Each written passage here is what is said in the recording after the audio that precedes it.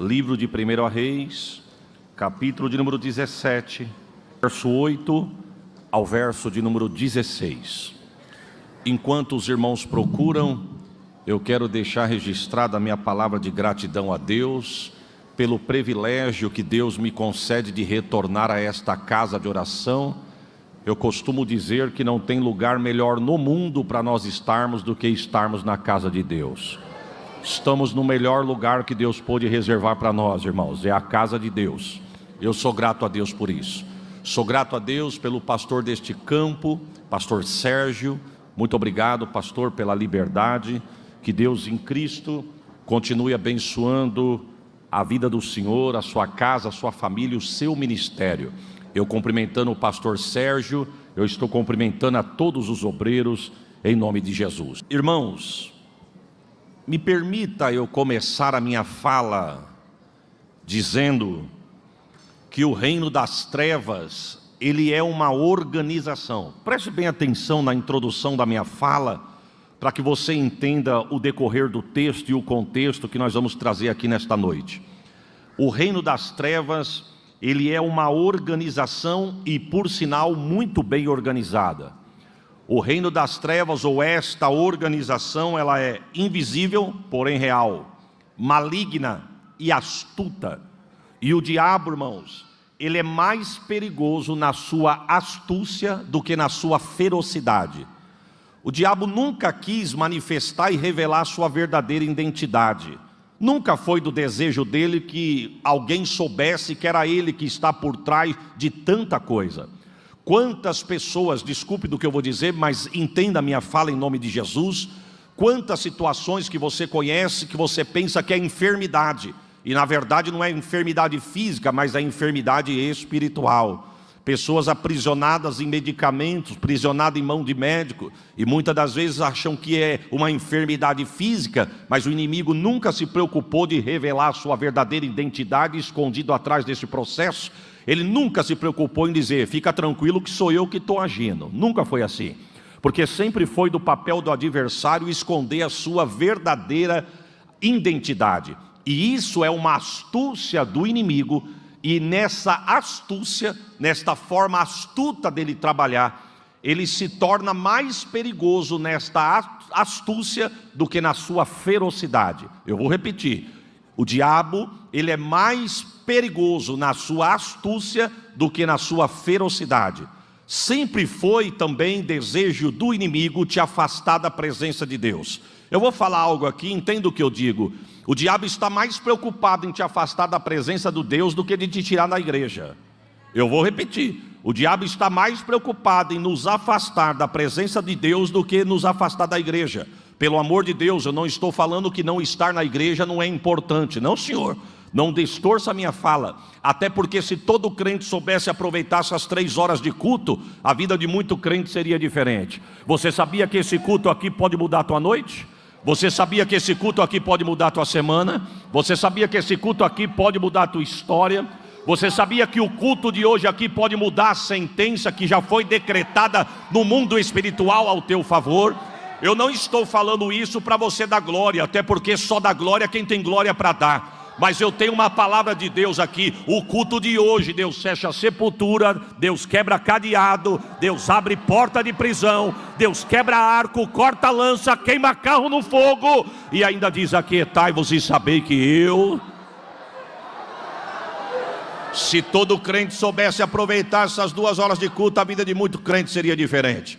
Quantas das vezes o anjo passa com a bandeja o que você pediu a semana inteira, e o anjo passa com a bandeja. Se você está ligado, recebe. Se você não está ligado, você perde. Estive pregando em São José dos Campos dias atrás, e de repente, pastor Sérgio, no meio da palavra, Deus me deu uma palavra e mandou liberar para a igreja. Deus falou comigo no meio da ministração: diga para a igreja que eu estou fechando sepultura na casa de alguém hoje aqui. E eu mandei, se Deus falou, está falado. Falei, Deus manda dizer que Ele está fechando sepultura na casa de alguém hoje aqui. A igreja recebeu em glória. Isso foi no sábado. Passou domingo, na segunda o pastor da igreja me liga. E ele diz: pastor, eu estou ligando para te agradecer pelo senhor ter sido boca de Deus. Deus falou na tua boca que ia fechar sepultura, e ontem Deus fechou na minha casa. Recebi um grupo de visitas da minha família de longe, que veio passar uma semana comigo em casa. Chegaram no domingo, no meio das visitas, uma criança de 1 ano e 8 meses, muito apegado com a gente. Quando eu cheguei da escola dominical, ele me contando, a minha esposa pediu para mim ir no mercado, pegar algumas coisas para ela. Eu fui buscar. A criança queria ir comigo, não tinha como eu dirigir e segurar a criança.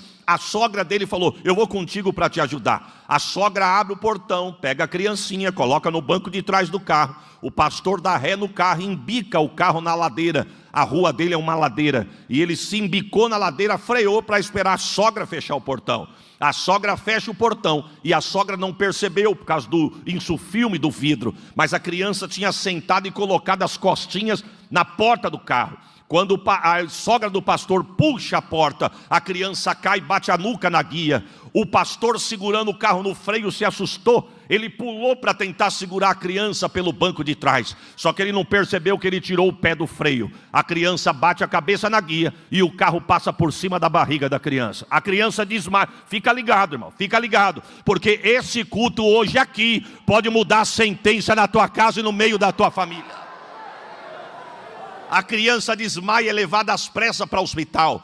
2 horas depois que a criança está lá dentro, os médicos chamam a família. E o médico diz assim, vocês têm certeza que a criança bateu a cabeça? Vocês têm certeza que o carro passou por cima da criança? Se você deu glória, prepara um melhor do que esse. O pastor disse, eu senti o carro pular que passou em cima da criança. Mas o médico disse, não tem hematoma, não tem sinal, não tem calo na cabeça. Mas é Deus dizendo, eu estou fechando a sepultura. Você sabia que enquanto você adora aqui, Deus fecha a boca do leão na tua casa? Você sabia que enquanto você adora aqui, Deus abre porta para você aonde não tem? Tu pode dar um glória melhor do que esse?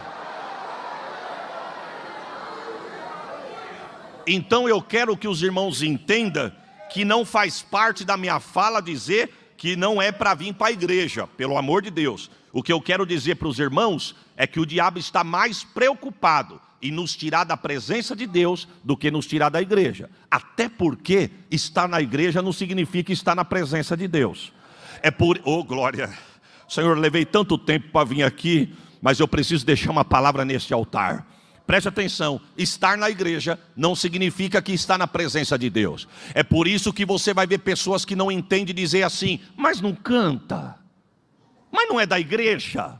Pessoas na igreja com mau testemunho aí fora e o ímpio diz assim, mas não prega, mas não é crente, mas não canta, mas não toca. Pode tocar, pode pregar, pode dirigir, pode reger, pode fazer o que for. Isso não significa que está na presença de Deus.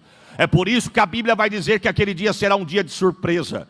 É por isso que a Bíblia vai dizer que naquele dia alguém vai dizer assim, eu preguei no teu nome, mas vai ouvir, mas eu não te conheço. Eu cantei em teu nome, mas eu não te conheço. Eu expulsei, orei, Jesus curou em teu nome, mas eu não te conheço. Por quê? Porque estar na igreja, cantar, pregar, tocar, trabalhar, não é sinônimo de estar na presença de Deus. Então, o diabo está mais preocupado em te tirar da presença de Deus do que te tirar da igreja. E é o que está acontecendo com Israel. Num sapatinho de pelica, num sapatinho de algodão, de uma forma sorrateira, astuta, o diabo está tirando Israel da presença de Deus. Quem é o rei da ocasião? A Bíblia vai dizer que é Acabe. Acabe, a Bíblia diz que ele foi o 7º rei de Israel. Ele reina por 22 anos. E ele ganhou um dos piores títulos que um rei pôde ter ganho. O pior rei de Israel. A Bíblia vai dizer que esse homem foi ímpio. A Bíblia vai dizer que esse homem foi mau. A Bíblia vai dizer que esse homem foi idólatra. A Bíblia chama este homem de perverso. E tem um ditado aí fora que diz que o que é ruim pode piorar se a gente não prestar atenção. E aqui piorou. Porque além dele ter todas essas más características, ele ainda se casa com Jezabel. Ou seja, o que era ruim ficou pior. Jezabel, filha do rei dos Sidônios, sacerdotisa do templo de Baal. Jezabel foi a responsável de propagar Baal no território de Israel. Ela trouxe toda a sua bugiganga e todos os seus profetas com ela de Sidom e começou a pregar em Israel. Sabe por que a vossa sementeira não está produzindo? Porque o Deus de vocês morreu. Paz, meus irmãos. Ela dentro da terra de Deus, falando para o povo de Deus, que o Deus do povo havia morrido. E paz, meus irmãos. Ela falar isso não chama atenção. Mas o que chama atenção é que tem gente em Israel que começou a acreditar.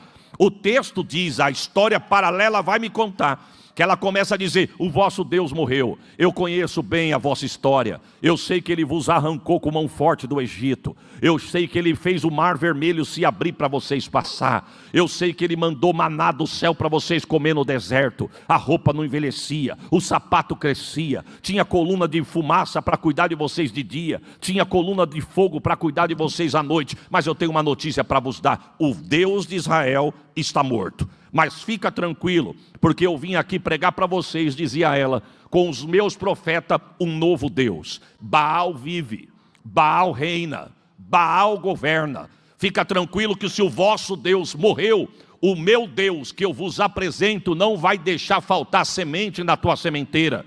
É Ele que vai fazer prosperar a vossa terra. É Ele que vai fazer germinar a vossa semente. É Ele que vai mandar água para regar a vossa terra e a vossa lavoura. E com isso, paz, meus irmãos, essa palavra vai sendo propagada na mente e descendo no coração do povo. Mas quando o diabo pensou, eu estou ganhando, Deus levanta Elias. Eu tinha dado um glória melhor do que isso. Deus sempre vai ter uma trombeta para tocar. E detalhe, Deus tem uma trombeta para tocar e ainda tem 7.000 guardado na manga para o nome dele ser glória. Este homem, irmãos, este homem chega numa época que não está fácil para ser profeta. E eu não estou falando que sempre foi fácil, pelo contrário, não é fácil ser profeta. Mas eu estou falando de uma época em que Jezabel, quem se levantava para profetizar contra a casa dela, a fala dela, o reino dela, ela mandava bater, ela mandava prender, ela mandava matar. Mas o texto começa a falar desse homem no verso 1 do capítulo 17. A história vai dizer que este homem aparece. E o texto começa a chamá-lo de Elias o Tisbita. 1 Reis, capítulo 17, versículo 1. Tisbita não é o seu sobrenome. Tisbita é da onde ele era. Ele era da terra de Tisbe. Tisbe, uma terra tão pequena, tão insignificante, que nem no mapa da geografia da época saiu Tisbe. Aí eu aprendo uma coisa. De uma terra pequena, de uma terra desconhecida, um homem desconhecido, Deus levanta ele para fazer uma grande obra. Nota de rodapé. Deus não precisa de estrela para o nome dele ser glorificado. Só tem lugar para a estrela brilhar onde não tem lugar para o sol da justiça.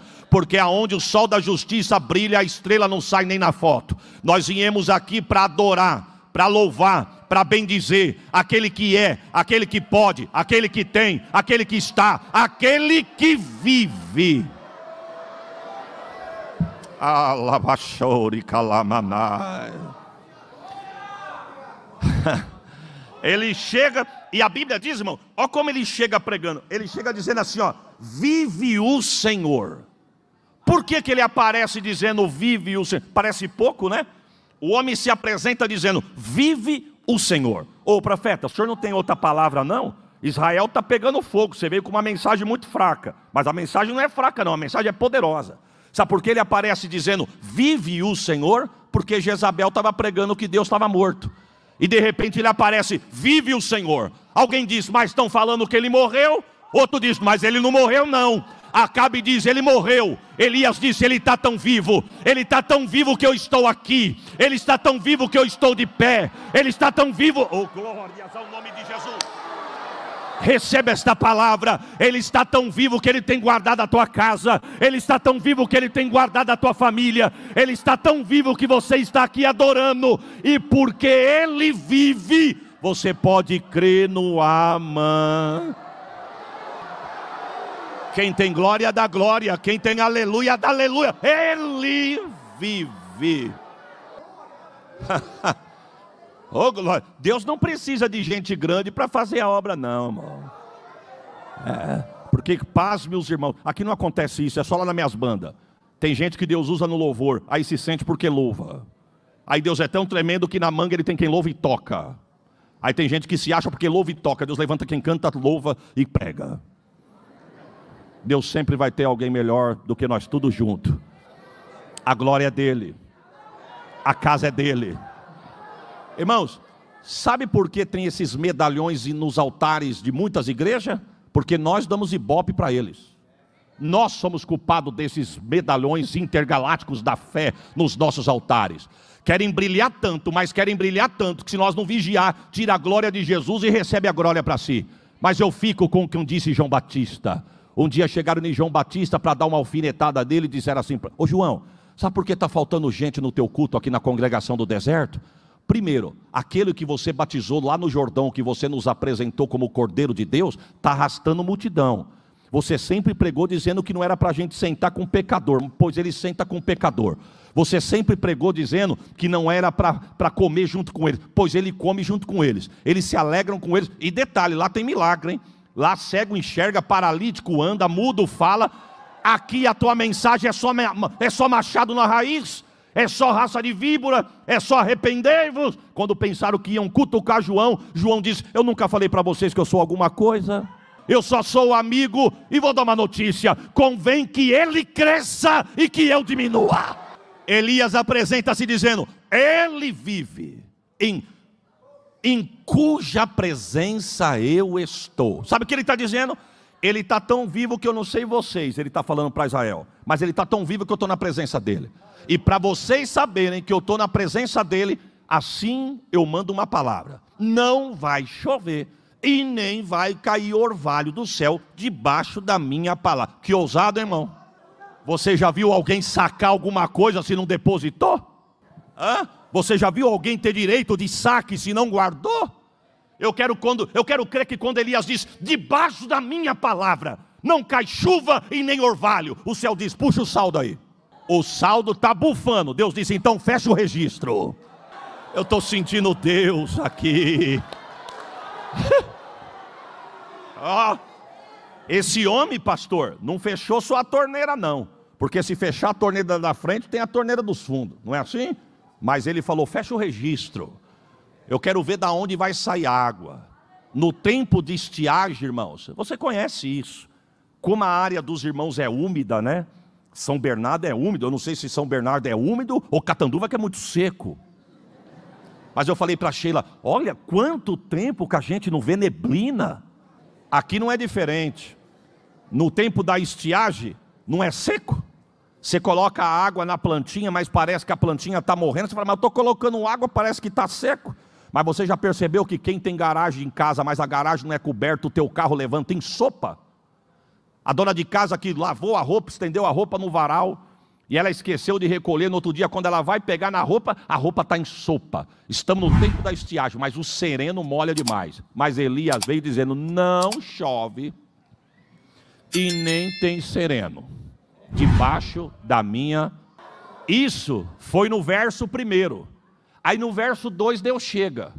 No verso 2 Deus chega e fala para ele assim: ô Elias, sai-te daqui, vai-te daqui e esconde-te. Olha Deus dizendo para ele duas coisas: vai daqui e se esconde. Sabe o que Deus está dizendo? Sai daqui que quem vai aparecer agora sou eu. E se esconde e deixa o resto comigo que eu resolvo. E eu vou para onde? Tu vai para o Querite. Eu já tenho preparado o corvo. Irmão, eita, 2 vezes varão. Chegou no Querite, tinha água, mas não tinha comida. Só que faltou, olha irmão, mas nem nutricionista cuidou tão bem, com todo respeito ao profissional. Era carne fresca de manhã, regradinho, hein? É para não engordar. É carne fresca. Ô Senhor, quando eu vi o Alessandro agradecendo os irmãos da cozinha, eu disse: Senhor, prepara esta porta agora no fim do dia. Mas eu senti que a nuvem andou para o meu lado. Carne fresca de manhã, carne fresca à tarde. E água correndo a monte no ribeiro. O garçom não era talvez um dos melhores, mas o corvo chegava. Agora deixa eu fazer uma pergunta para os irmãos. Se Israel está passando por um momento de crise e de escassez, de onde vinha a carne? De quem que era o gado? De onde o corvo achava? O corvo ia no mercadão comprar? Você entende minha linha rasa, rasíssima de raciocínio? A Bíblia é muito profunda, irmão. A minha mente é muito rasa. Você entende de onde vinha a carne? Você sabe? Sabe o endereço? Nem eu. Mas um comentarista vai dizer que acredita-se que um dos lugares prováveis que o corvo achava carne fresca 2 vezes por dia era na despensa lá no palácio de Acabe. Enquanto Acabe estava capturando o profeta estava comendo da mesa do palácio. Porque Deus vai prover. Receba esta palavra. Deus vai prover. Aonde Deus mandou ele? No Querite. Querite, irmãos, no hebraico quer dizer Shavat. A palavra Shavat no hebraico traduzido para o português quer dizer cortar e deixar do tamanho certo. Porque ser profeta, ter título, pode ser bom. Mas para se encaixar, tem que ser podado. E aí é onde entra muitos que não querem. Ser podado e deixar do tamanho certo. A pergunta é, por que, pastor? Porque Deus estava trabalhando em Elias, irmãos, para depois trabalhar através de Elias. Eu vou repetir, não precisa dar glória não, precisa guardar. Deus estava trabalhando em Elias, para depois trabalhar através de Elias, porque o capítulo 18 vinha vindo. Se estava achando que ele estava profundo, para Deus ainda ele estava raso. Deus estava dizendo, eu vou dar uma podadinha, porque o capítulo 18 vem vindo aí. E eu tenho que preparar você. Primeiro eu trabalho em você, para depois trabalhar através de você. Por quê, pastor? Porque Deus quer que primeiro eu seja, para que depois eu faça. Fazer sem ser, para Deus não tem valor. Lembra de Davi? Davi um dia fez uma reunião de obreiro com o profeta Natã. E eu quero crer que a palavra foi mais ou menos assim. Davi disse assim para Natã, ô profeta, eu estou envergonhado. Por quê? Porque eu moro em casa de cedros e Deus debaixo de cortina de lona. E eu tive uma ideia. O profeta disse, qual que é a ideia? Eu vou fazer uma casa para Deus. Irmão, tem que ser profeta para vir na contramão. Primeiro que o homem está falando que vai fazer para Deus. Segundo, ele é o rei. A fiação, a conexão do Wi-Fi não pode cair não. Senão o vaso vaza. E vazou. Porque Natã diz, faça, porque um negócio desse Deus só pode ser contigo. Quando Natã chega em casa, Deus fala, de onde você vem vindo, Natã? De uma reunião de obreiro com o rei lá no palácio. E qual que foi a pauta? A pauta foi que ele vai fazer uma casa para o Senhor. Deus disse, volta lá e pergunta para ele onde ele leu que eu estou pedindo casa. Eita! Ô glória! Fala para ele onde está escrito que eu estou pedindo casa. Diga para ele da boca de quem ele ouviu que eu quero casa. Inclusive fala para ele que a casa que ele tem não é dele, é minha, eu só emprestei para ele. Fala para ele que em vez dele querer fazer para mim, manda ele voltar a ser o que ele era. Eu estou com saudade dele de quando ele tinha a harpa na mão, não um cedro de rei. Fala para ele que eu estou com saudade dele de quando ele se vestia de pele de animal, não de veste de púrpura. Fala para ele que eu estou com saudade dele de quando ele tinha cheiro de canela na cabeça e não coroa. Fala para ele voltar a ser o que ele era e não o que ele é. Deus está dizendo para alguém, eu estou com saudade de você. Eu não vim aqui jogar água não, irmão, eu vim aqui trazer uma palavra de Deus. Não adianta cantar, não adianta erguer mão e Deus dizer, acabar o culto, não sei o que você está mostrando ser. Deus está dizendo, eu quero voltar a acender a chama do pavio. Não vai apagar o pavio que fumega. Só as vozes. Jesus assopra no pavio e o fogo pega. O fogo pega. Para encerrar. O fogo pega no pavio que for. Irmão, carne de manhã, carne à tarde. Carne à tarde, carne de manhã. Carne de manhã, carne à tarde, carne à tarde, carne de manhã. E Deus trabalhando em Elias. Me permita eu abrir um parênteses aqui, irmãos. Quanto custa para se formar um obreiro hoje? Eu não estou falando de dinheiro, estou falando de tempo. Quanto tempo vai hoje para se formar um obreiro? Eu não sei, porque a escola de Deus a gente não entende. A escola de Deus é difícil de entender se você for tentar entender com a mente humana. Mas uma das coisas que está me preocupando, irmãos, é que tem igrejas por aí que para arrastar alguém, pergunta assim, o que você faz? Aonde? Na igreja. Quando me dão a oportunidade eu prego. O que você faz lá na igreja? Quando deixa, eu toco. O que você faz lá na igreja? Quando me chamam e me dão oportunidade, eu louvo. Não, você está perdendo tempo. Aqui você tem que estar no altar. Aqui você não é membro de banco, não. Aqui a tua patente é de cima. Vem comigo que eu tenho coisa boa para você. Oxi, irmão, quanto tempo leva para se formar um obreiro? Deus primeiro tem que levar para o querite, podar, deixar do tamanho certo para trabalhar em mim, para depois trabalhar através de mim. Se nós não vigiarmos, meu irmão, enchemos o púlpito de cooperador e a porta fica cheia de evangelista. Eu fui pregar numa igreja, cheguei na igreja com o meu carro, o irmão olhou no estacionamento, olhou a placa e falou: Catanduva, pastor Isaías. Eu abaixei o vidro, ele disse: Pai do Senhor, pastor, Pai do Senhor. Ô pastor, o senhor quer que eu estacione? Aí eu olhei, só tinha uma vaga, irmão. Eu falei para ele: mas aonde eu vou estacionar? Aqui.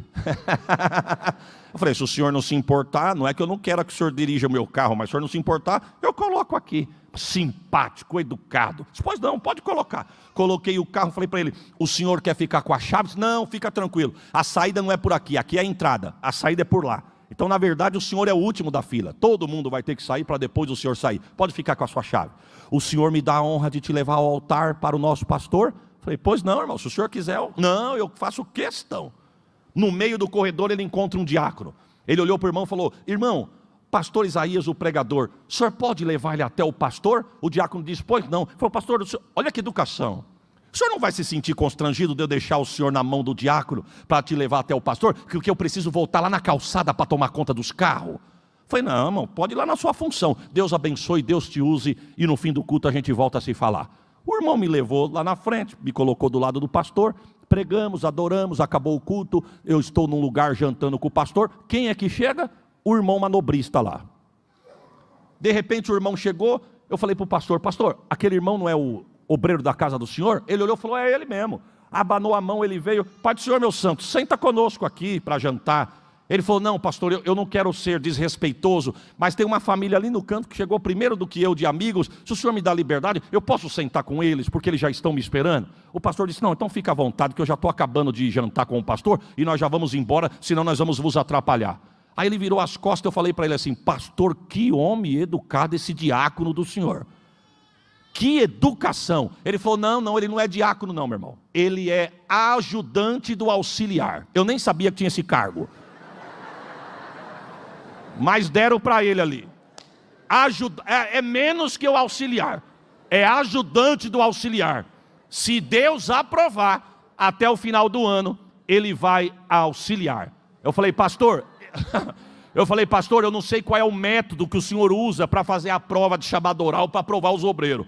Mas se for educação, esse camarada já está aprovado. O pastor: não, educado ele é mesmo. Ele é o juiz da cidade.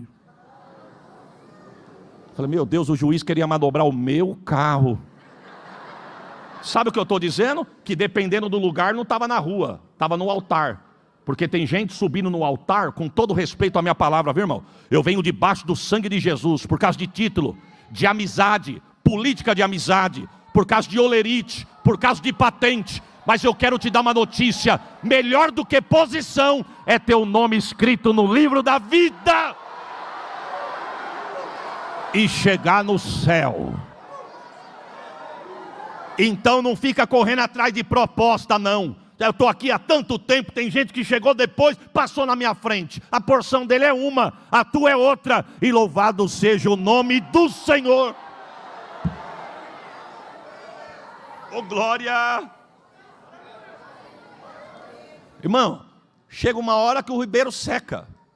Quando o ribeiro seca, Deus vai falar com Elias lá no Querite: Elias, o tempo de Querites acabou.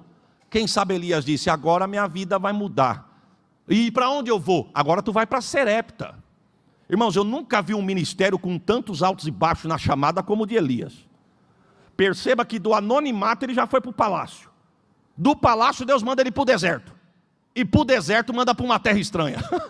Meu Jesus, vai descer de cargo assim lá em 1 Reis capítulo 17. Não, eu nunca vi ter uma chamada tão rápida de palácio. Cresceu, já apareceu no palácio. O palácio não durou 15 minutos. Falou: não, agora sai, vai para o deserto. Quando ele pensa, o negócio está ficando estreito no deserto, Deus diz: agora vai para a Serepta.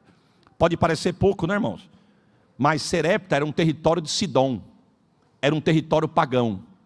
Todo judeu ortodoxo, como acreditamos que Elias era ortodoxo e conservador, diz a história que todo judeu desse perfil erguiam as mãos de manhã e com as mãos erguidas para o céu dizia: Jeová, eu te agradeço porque eu não nasci mulher, não sou viúva, não sou estrangeiro e não sou leproso.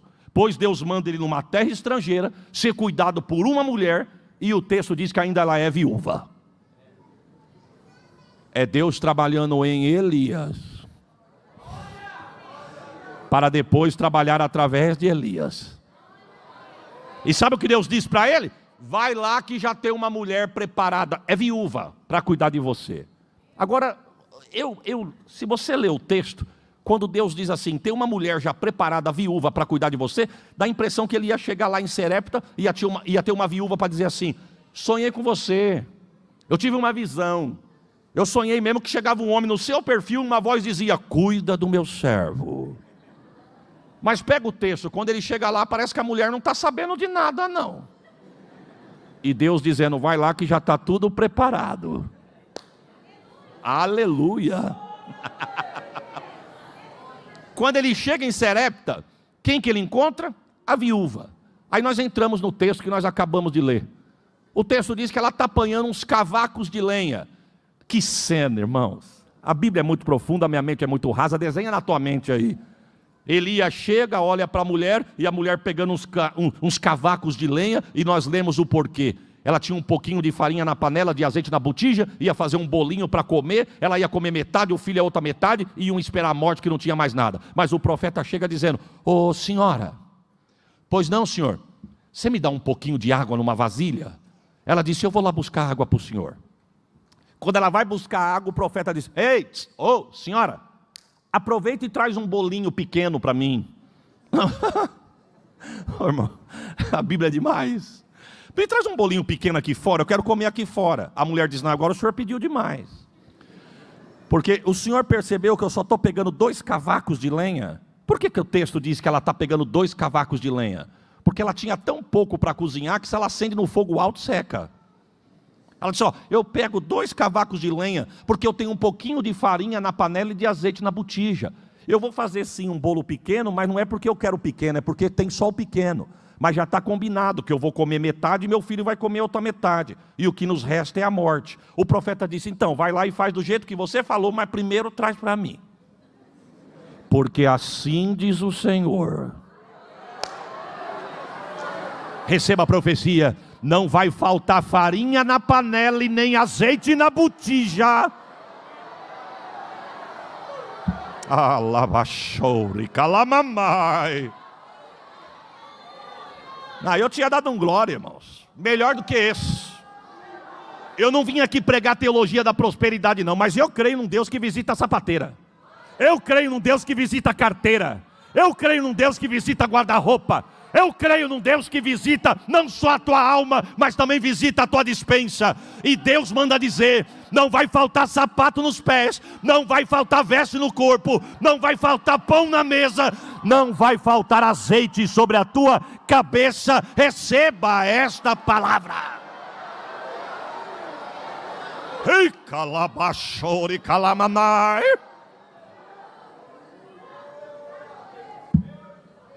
Ela vai lá e faz. Ela obedece o profeta. E ela faz. Ele já fica por ali mesmo, irmão. Sabe quanto tempo durou o cuidado desta mulher para com Elias? Numa dieta de farinha e azeite? A história vai dizer que foi 1 ano e meio. 1 ano e meio comendo farinha e azeite. E não faltava. Qual que era a matemática que Deus usou para poder colocar lá? Qual que era o duto que Deus formou para abastecer lá? Eu não sei. Mas eu fico imaginando a viúva dizendo assim: filho, ô Elias, eu acabei de fazer essa porção de farinha com azeite. Acabou, viu? Olha aqui a panela, não tem farinha. Olha aqui a botija de azeite, ó, não tem azeite. Estou falando para vocês que nós vamos fazer essa última porção e amanhã a gente não sabe o que vai acontecer. Os 3 comiam e quando ia dormir, o céu descia. Toma azeite, toma farinha. Toma azeite. Irmãos, você já viu criança falar assim para a mãe: mãe, eu quero comer. E a mãe dizer: hoje eu não tenho. A criança dizer: amém, mãe, Deus proverá. Você já viu isso, irmão? Não. Criança com certeza, mas eu estou com fome. Minha barriga está doendo. Eu estou com fome. Quem sabe de manhã a criança dizia: mãe, eu estou com fome. Filho, a mãe já falou que ontem foi a última porção. Não tinha farinha e não tinha azeite. Eu não falei? Olha aqui, ó. Eita, tem farinha. Opa, tem azeite. Toma, 1 ano e meio. 1 ano e meio numa dieta de farinha e azeite. Eu tenho para mim, pastor Alessandro, que Deus cuidou mais da viúva do que do profeta. Porque o profeta estava na fiação, irmão. Aonde ele colocasse as mãos e pisasse a planta dos pés, a bênção estava com ele. Então, para mim, minha linha rasa de raciocínio, toda vista tem um ponto, todo ponto tem uma vista, e no meu ponto de vista, para mim, foi mais provisão na vida da viúva do que na vida do profeta. Agora a pergunta é: por que Deus escolheu uma mulher pagã para abençoar, sendo que dentro do reino tinha tantas viúvas? Porque a regra é clara: quando eu me afasto de Deus, Deus se afasta de mim. Mas quando eu me aproximo de Deus, Deus se aproxima de mim. Jesus, seguro glória, com todo respeito, viu, irmão? Não vai morrer sufocado não, se não der, solta mesmo. Principalmente os irmãos de Uberaba. Ficar dormindo do lado dos de Uberaba é impossível. Agora, volta aqui comigo, irmãos. Volta aqui comigo. O texto diz, Jesus vai explicar mais tarde por que escolheu uma viúva pagã. Um dia Jesus vai visitar a sinagoga. Jesus levantou de manhã e falou: hoje eu vou no culto, lá na minha casa. Quando ele chega no culto, está lá no Evangelho segundo escreveu São Lucas, capítulo 4 mais ou menos.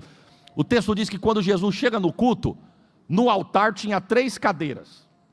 A do ministro, a do auxiliar do culto e a do meio era do Messias, que ficava vazia.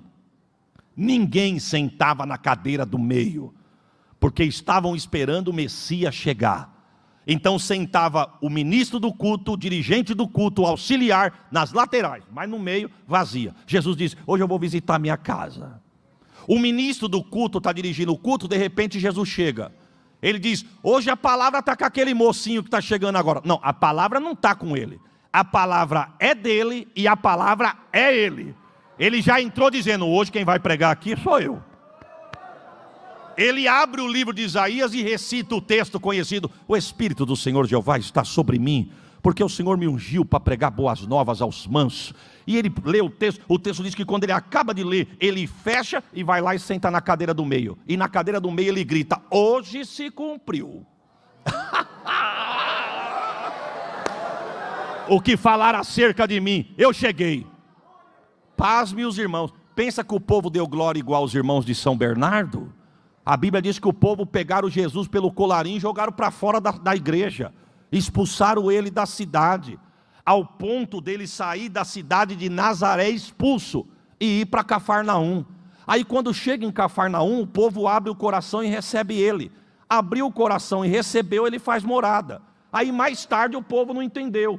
Começaram a criticar Jesus. Criticaram Jesus dizendo assim: ei, por que você só faz milagre em Cafarnaum? Por que você só faz milagre em Cafarnaum? Cafarnaum parece que virou os palcos dos teus milagres. Só que eles esqueceram que lá atrás, no capítulo 4, tinham expulsado Jesus de Nazaré. Jesus disse: eu fui expulso de Nazaré, mas aqui em Cafarnaum eu fui recebido de braços abertos. Então é aqui que eu vou habitar. Aonde tem coração aberto, é impossível Deus não operar, irmãos.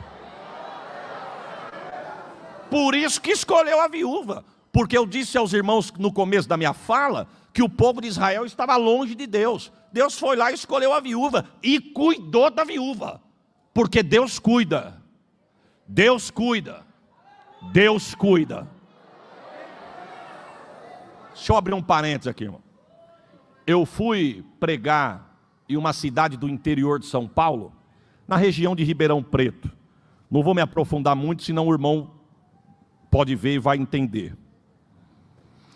Eu preguei lá sábado à noite, domingo de manhã e domingo à noite. No domingo de manhã, um irmão chegou em mim e falou assim para mim: pastor Isaías, eu tenho um terno novo para te dar. Jesus mandou eu te dar o terno. Eu confesso que eu pensei no coração: Senhor, será que é o Senhor mesmo?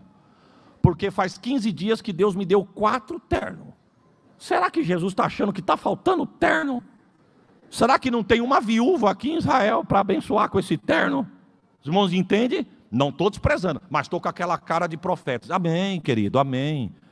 Pastor, eu fui lá na loja, olhei, eu amei o terno. Eu medi o terno, fiz a barra do terno, fiz a cintura do terno, eu nunca usei. Depois que eu coloquei no guarda-roupa, eu nunca usei o terno. Só usei a calça para provar lá na loja. E eu não entendia por quê. Minha esposa falou para mim várias vezes: você não vai usar o terno novo? Eu não gostei desse terno. Falei: e por que você comprou? Não sei, eu estou sentindo que esse terno não é meu. E ontem o Senhor pregando, Jesus mandou eu dar o terno na tua mão. O Senhor vai amar. Posso trazer no culto de hoje à noite? Claro que pode. Ô glória 2 vezes, irmã. Chega ele com o terno. Quando ele abriu o terno, irmãos, eu não vou falar a cor, mas pensa de novo. Coloca mais luzes no sermão. Eu falei: não, Deus não mandou. Deus não vai fazer eu passar essa vergonha. Eu vou falar a cor. Querem saber, irmãos? Não, senhor. Verde modelinho dono da van. Não. Deus não ia fazer esse negócio comigo não, irmão. Se bem que o azul que eu estou aqui é para mostrar que cheguei mesmo. Mas o azul vai, mas o verde... Quando eu olhei, ele falou assim para mim: é lindo ou não é? Falei: mentir eu não vou, mas também não preciso ser tão sincero. Virei para ele e falei: varão, que corte. Ele falou: tá aqui, pastor, ó, tá na tua mão, é teu. Muito obrigado, meu querido, Deus abençoe. Fechei, guardei o terno no porta-mala. Ele disse: quando o senhor voltar aqui, se o senhor puder, venha com o terno. Pensei: nunca.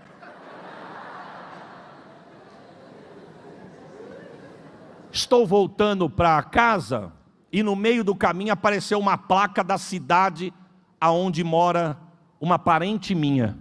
Falei para minha esposa: filha, aqui ó, se nós entrarmos aqui, nós vamos na casa da irmã fulana. Vamos fazer uma visita para ela? É caminho. Só vamos sair um pouquinho da rota, entrar na cidade dela, depois nós continuamos e volta na rota lá na frente. Vamos? Vamos.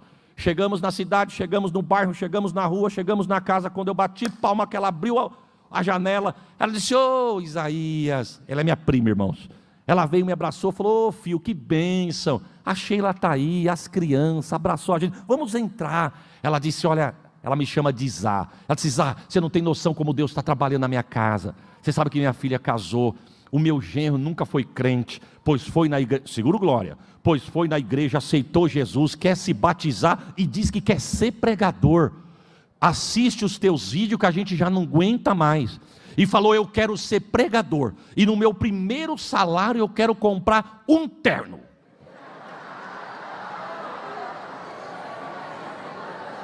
Quando ela falou isso, ela disse: olha lá quem vem vindo. Ele desceu na rua, dando uns trotinhos, vinha vindo na rua, de longe, veio, cumprimentou minha esposa, cumprimentou meu filho, me abraçou, disse: ô Zá, eu não sei se a minha sogra falou para você que eu aceitei Jesus, vou descer as águas do batismo. Estava falando agora. Eu falei para, eu quero ser pregador. Falei até para ela: meu primeiro salário, eu quero comprar um terno verde. Eu dava um glória por esta palavra. Eu achei que o terno era para mim, mas Deus estava me usando que nem o peixe com a moeda na boca. Vai lá e leva a moeda para o meu servo. Prepare um glória. Deus vai prover na tua casa. Ei, calabachou. Porque às vezes, irmão, a gente só quer a moeda, mas tem hora que nós tem que ser o peixe. Principalmente se for frito, que nem do almoço. Eu vou embora com esse cardápio na mente, irmão. Mas vamos encerrar. O texto diz, para imaginar aqui, se você puder me responda. tem farinha na panela, tem azeite na botija, uma mãe que precisa de comida para os filhos, e todo dia que ela abre a panela tem refeição lá. Tá bom ou não? Não, porque o céu olhou e falou: agora eu vou ter um encontro com a viúva. Se ela está pensando que ela só vai comer da provisão, ela está muito enganada. Eu não quero ser só o provedor dela, eu quero ser o salvador dela. Porque tem gente que caminha só com o interesse da provisão. Deus está dizendo: mais do que a provisão, é a tua salvação. E detalhe, difícil dela reconhecer, mas o aperto chegou. Nota de rodapé: não permita que o aperto chegue para você se despertar. Viu? Não permita que o aperto chegue para você te despertar. Deus é especialista em nos colocar onde Ele quer.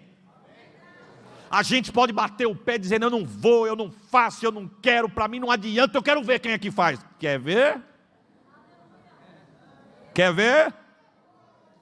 Se Jesus tivesse falado para os discípulos lá na travessia do mar, no meio da tempestade lá: entremos no barco, passemos para outra banda. Os discípulos disseram: eita, Jesus já mostrou que faz muita coisa em Cafarnaum, eu imagino o que Ele vai fazer do lado de lá. Se Jesus tivesse dito assim: mas vocês se preparem, lá no meio o negócio vai estalar. Lá no meio vocês vão pensar que vai morrer, porque a fúria está grande lá no meio. Sabe quando eles iam entrar no barco? Nunca!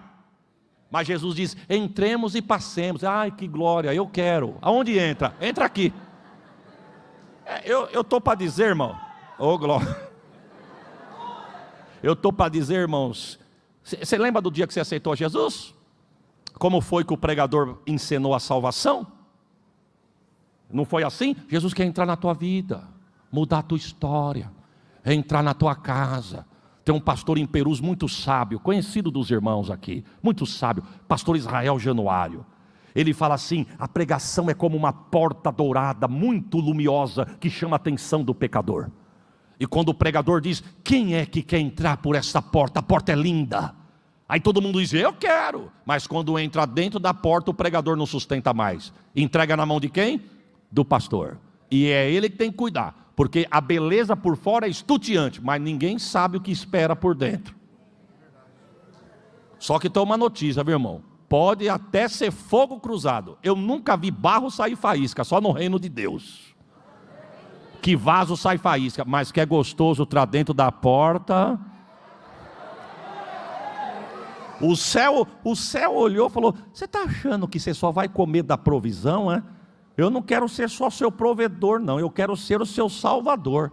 Sabe onde Deus tocou? No filho que ela tanto amava. Ela foi indagar o profeta. O que eu tenho contigo, profeta? Porventura eu te fiz alguma coisa para acontecer isso aqui na minha casa? Veja a ingratidão. Comendo 1 ano e meio da provisão da palavra do profeta, estava tudo bem. Mas na hora que o negócio apertou, quis entregar cargo, carteirinha, sair do conjunto e dizer: para mim não serve mais. Mas o profeta disse: o que aconteceu? Meu filho morreu. Por que eu acredito que ela achou que o peso estava no profeta? Porque ela disse: o Deus desse homem é o Deus de Israel. O Deus de Sidom é Baal. Israel está numa guerra lá entre Baal e o Deus dele. Só pode ser isso. Mas o profeta não parou para bater boca. O profeta diz o texto que fala: onde está o menino? Está no quarto. Ele pega o menino, leva para o seu quarto, fecha a porta, ele deita no menino, sobre o menino. Testa com testa, olho com olho, nariz com nariz, boca com boca, peito com peito. Levanta, ora. Deita de novo. Testa com testa, olho com olho, boca com boca, queixo com queixo, nariz com nariz, peito com peito. Na terceira vez o menino, ele abriu a porta e falou: irmã, tá aqui, ó, tá aqui teu filho. Aí ela reconheceu: agora eu sei. 1 ano e meio e não sabia. Tem 20 anos de crente, toma ceia e não conhece ele. Mas Deus está dizendo: eu vou me revelar a você. Agora eu sei que a palavra de Deus é verdade na tua boca. Sabe o que Deus estava dizendo? Eu tratei com Elias, eu cuidei da casa da viúva, mas também salvei a casa dela. Irmãs do vocal, juntamente com os irmãos, eu não sei cantar. Porque se eu tentar, vão embora antes da bênção apostólica. O senhor ainda tinha 50 no ensaio. Se eu tentar, não fica meia dúzia. Mas se eu soubesse cantar, eu ia cantar um hino que diz assim: que a bênção te acompanhe até 1000 gerações, tua família e teus filhos e os filhos dos teus filhos, que te cerca por detrás, por diante, é contigo, é por ti. Quem tem glória dá glória, quem tem aleluia dá aleluia. Eu quero profetizar vida na tua casa.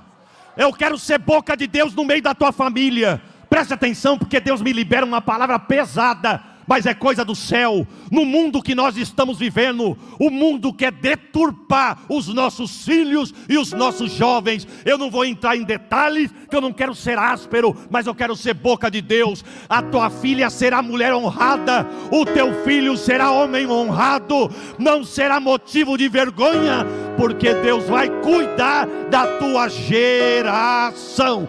Receba.